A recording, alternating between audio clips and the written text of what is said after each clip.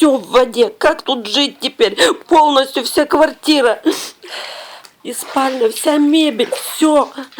Ничего не осталось.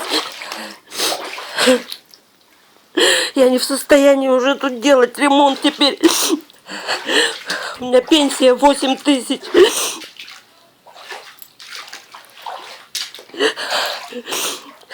Новый диван с работы подарили, блин.